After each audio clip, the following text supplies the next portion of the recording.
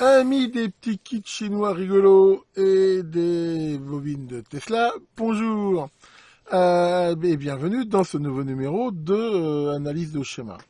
Et aujourd'hui, justement, nous allons examiner le schéma d'un petit kit que l'on trouve sur Banggood et autres, qui permet de faire, on va dire, une mini bobine de Tesla, suffisante pour produire par ionisation une sorte de décharge électrique à haute fréquence, qui elle-même est modulée par un signal audio, ce qui permet de la rendre audible, hein, en faisant vibrer l'air à la même fréquence et de produire des sons. Le but ici est d'abord pas d'avoir de la puissance, hein, comme on va le voir, ça fait pas un son très très fort. Aussi de faire de la haute fidélité, hein, c'est pas le but non plus, on va dire, c'est un petit montage plus expérimental. Alors, le but de cette vidéo va pas être d'expliquer en détail le fonctionnement, hein, des bobines de Tesla. Je mettrai en lien une page qui fait ça très bien en français. Si ça vous intéresse, je vous conseille d'aller voir. Mais en gros, on peut dire que c'est une sorte de transformateur à haute fréquence qui fonctionne, je veux dire, à une fréquence de résonance bien particulière, ce qui permet cette génération de très haute tension. Donc une bobine de Tesla, c'est déjà essentiellement une bobine avec énormément de spires sur une seule couche. Je rappelle que c'est sur une seule couche parce que les enjeux sont tellement grandes que si on mettait plusieurs couches, on n'arriverait pas à faire une isolation entre les couches qui fait qu'elles arqueraient entre elles, hein, ce qui explique pourquoi les bobines de Tesla sont toujours sur une seule couche et pour cela souvent assez hautes et longues. Et un primaire qui, lui, par contre, est un nombre de spires beaucoup plus réduit. Et surtout, pour que ça marche, il faut que ça marche à des fréquences assez élevées et surtout que ça rentre dans la résonance propre du système. Alors, quand on veut faire ça, il y a plein de moyens plus ou moins faciles à mettre en œuvre, hein, qu'on va faire des vraies bobines de Tesla qui font des grands éclairs et tout ça.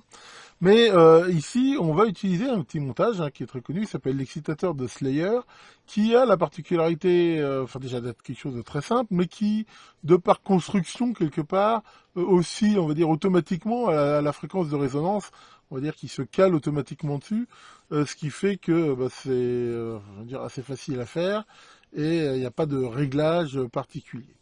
Là aussi, hein, je ne vais pas trop rentrer dans le détail, mais je vous mettrai en lien une page en français qui explique très bien le fonctionnement plus en détail des excitateurs de Slayer pour ceux qui voudraient avoir plus d'informations.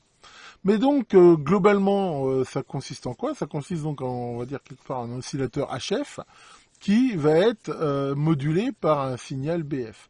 Et on va retrouver quelque chose qui est assez proche en fait d'un émetteur HF modulé en amplitude, où on a ici cette partie-là qui justement va être la partie qui va faire cette modulation, et cette partie-là qui est la partie, on va dire, oscillateur HF.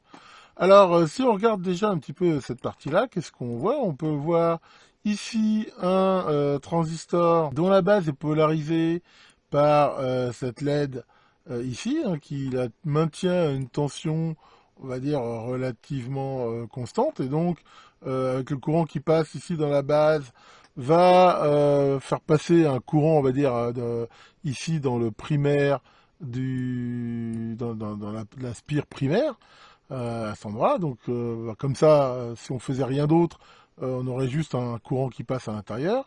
Mais on a ici un couplage magnétique qui fait que, comme sur tous les oscillateurs, il va se prévoir une réaction avec un déphasage entre l'excitation ici du collecteur et la base, ce qui va faire osciller tout le système à une certaine fréquence. Alors on va se dire, ouais, mais la bobine ici, elle est branchée sur rien.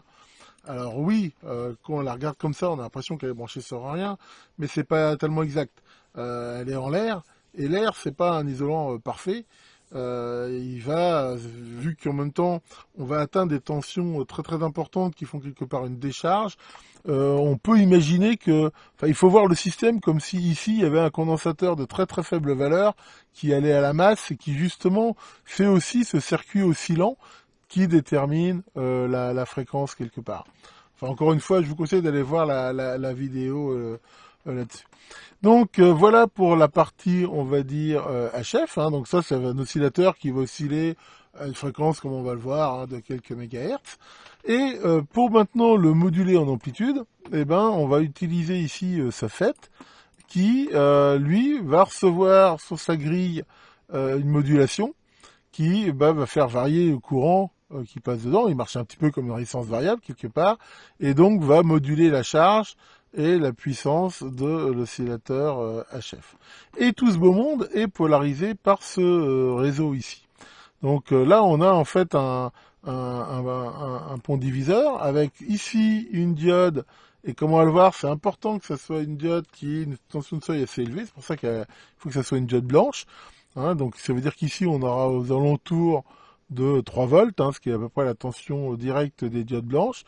Et ces 3 volts, par rapport à la tension d'alimentation, ça va faire ici un pont diviseur, avec une partie ici qui va décider quelque part du courant de repos du FET ici, hein, qui ne doit pas être saturé, donc il marche quelque part à peu près à la moitié de sa valeur, hein, dans l'idéal, et en même temps faire la polarisation ici du circuit de base.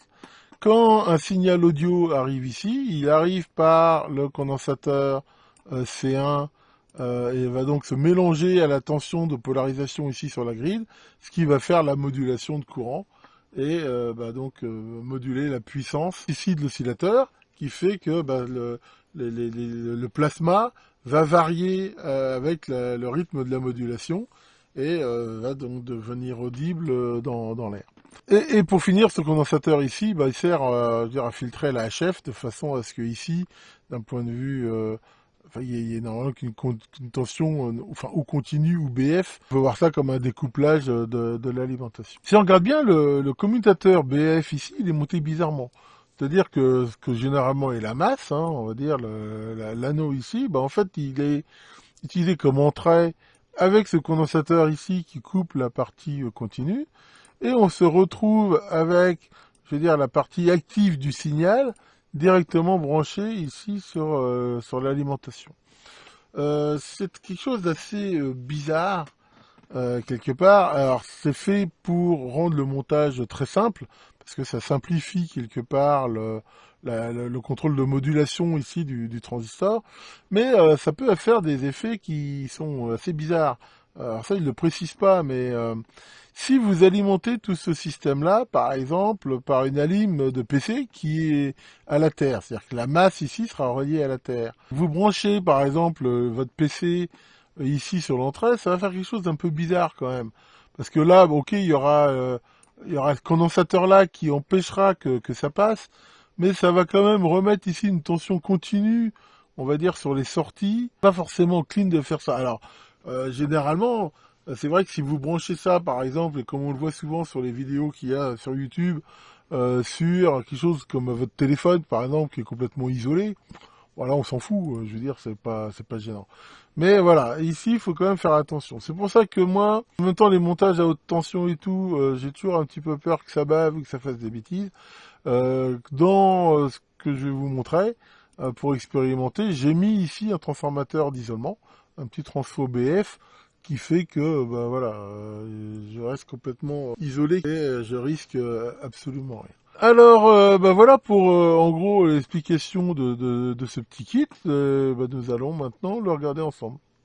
Alors voici comment se présente ce petit kit, un petit sachet dans lequel nous allons trouver un PCB sérigraphié, sur lequel on voit les valeurs des composants à mettre. Donc, c'est comme du double face trou métallisé en époxy. Qualité plutôt bonne. La fameuse bobine, heureusement qu'elle est faite parce qu'il n'y a pas besoin de la faire soi-même. Un petit radiateur, un peu de fil, quelques résistances. Enfin bref, je pose tous les composants nécessaires au montage et une notice. Une notice qui est intéressante parce qu'on peut y voir le schéma. Alors, bon, par contre, les explications sont en chinois. La liste des composants et l'implémentation. Donc avec ça, on devrait pouvoir le monter. Bon, donc le premier kit, il oscille bien. mais il ne donne pas du tout assez de puissance. Pourtant j'ai tout contrôlé, a priori il est monté correctement. Donc je ne sais pas pourquoi il ne fonctionne pas. C'est pas grave, vu que j'avais cet autre kit que je m'étais acheté déjà bien longtemps, que j'avais mis de côté, que j'ai retrouvé. Et lui, il fonctionne très bien. Allons-y gaiement. Donc là, je vais couper la lumière pour qu'on voit bien. Donc là, j'augmente le voltage. Et voilà, on voit que déjà à partir de 15 volts, hein, il consomme 700 mAh. Et on peut voir ici, déjà, voilà, je pense qu'on voit bien, la présence d'une petite fange d'étincelles. Et alors bien sûr, il y a déjà un champ électrique assez important. La preuve, hein, regardez, ça allume directement un néon. Et si on monte jusqu'à 20 volts à peu près, voire même plus, là on voit que vraiment c'est assez important. Et on a donc cette haute tension à l'autre bout. Alors bien sûr, c'est avec un courant très faible, donc c'est pas forcément gênant. Et alors maintenant, on va justement y mettre une modulation. Alors pour l'instant, j'y ai mis un générateur BF. Et voilà, on voit qu'on entend ici très très bien le son. Et alors bien sûr, vu que je veux dire, il n'y a pas de membrane, il n'y a rien de mécanique, on voit que ça passe très très bien les aigus. Et si on baisse par contre en fréquence, voilà, on voit qu'on entend encore aux alentours de 100 Hz à peu près. Ce qui donne quand même une bande passante relativement élevée. Alors bien sûr, le volume, comme on peut le voir, est quand même meilleur dans les aigus, ce qui s'explique quand même aisément. Voilà, alors voilà, je vais remplacer le générateur par de la musique, et on va regarder un petit peu ce que ça donne. Bon, c'est pas hyper violent, mais on entend bien la musique, hein.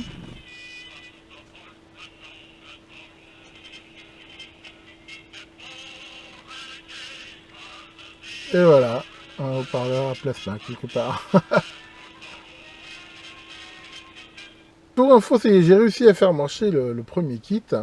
En fait, en réfléchissant un peu, et aussi, il faut le dire, en jouant au jeu de cette erreur, parce que, en fait, il y a plusieurs choses qu'il faut voir que j'ai remarqué.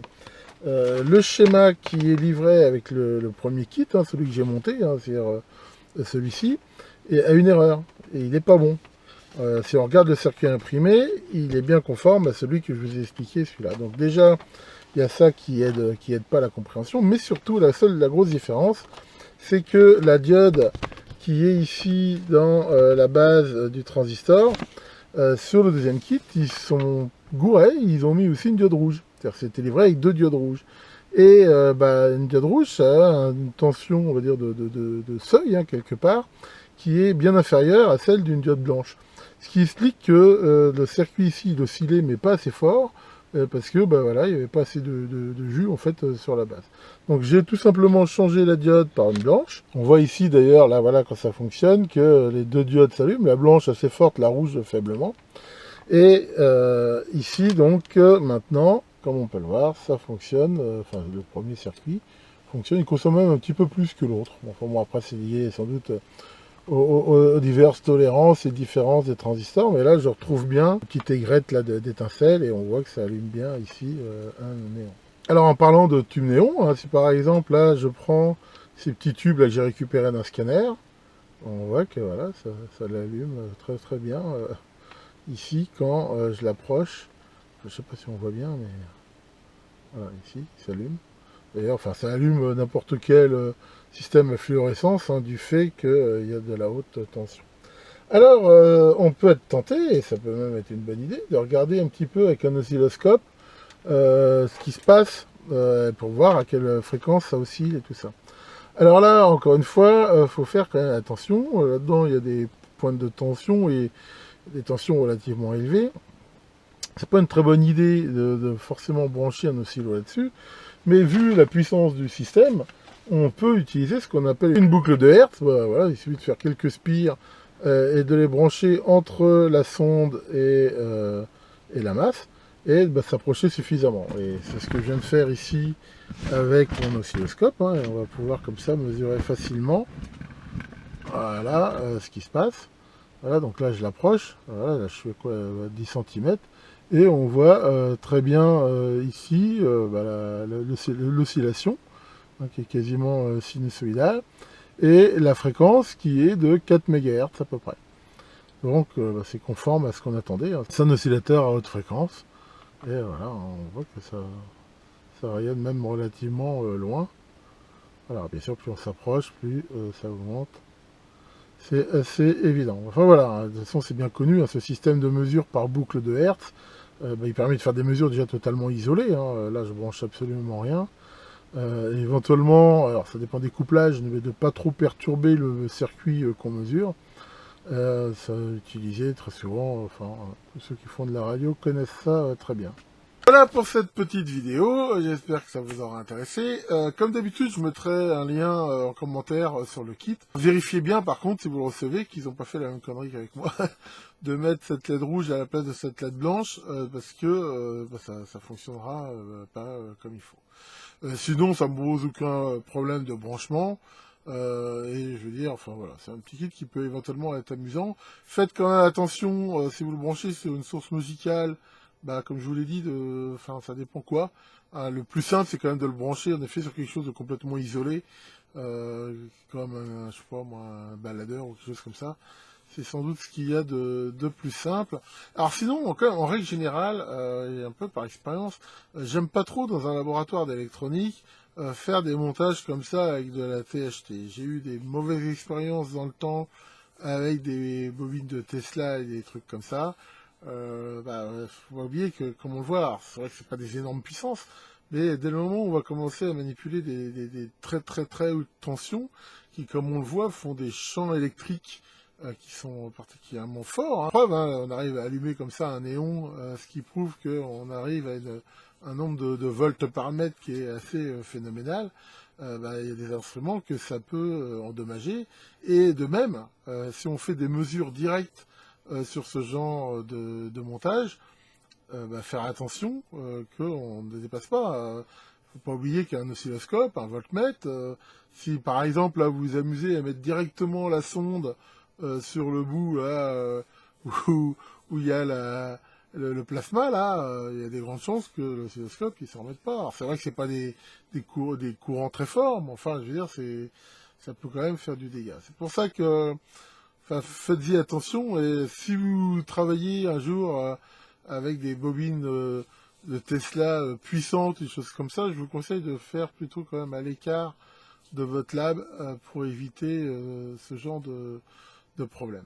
Bon, maintenant, c'est vrai que c'est marrant de faire des bobines de Tesla, des choses comme ça, mais à la fin, c'est toujours un peu décevant, parce que bon, ça prend du temps, et bon, à la fin, ok, on fait des belles étincelles, et so what, quoi. Et ça n'a pas vraiment d'application pratique. Mais enfin bon, chacun voit midi à sa porte. Eh ben là, j'attaque mon deuxième viaduc du mois de mai, hein. Si on se garde quelques jours de congé bien combinés avec les ponts, on arrive à se faire quelques jours de vacances à suivre comme ça au mois de mai. Alors c'est plutôt sympa. En même temps, la météo est vraiment pas terrible. Il fait froid et ça donne pas vraiment envie de sortir. D'un autre côté, ça tombe bien parce que j'ai plein de trucs à faire. Et alors c'est pareil, j'ai plein de petites vidéos comme ça que je voudrais faire qui sont en attente. Donc il y a des chances que j'en fasse pas mal. Enfin bon, faut aussi que j'avance sur d'autres projets. Tiens, Maurice, t'es là. Qu'est-ce que tu faisais tout à l'heure? T'entendais taper là? Tu tuais des mouches? Oh, des mouches. Et t'en as tué beaucoup? 3 mâles, 2 femelles? Comment tu sais si c'est des mâles ou des femelles? Il y en avait 3 sur le verre de bière et 2 sur le téléphone. Oh là là là là. Quel cliché. Bon, que le grand Tesla vous fasse de magnifiques éclairs, et à très bientôt pour de nouvelles vidéos.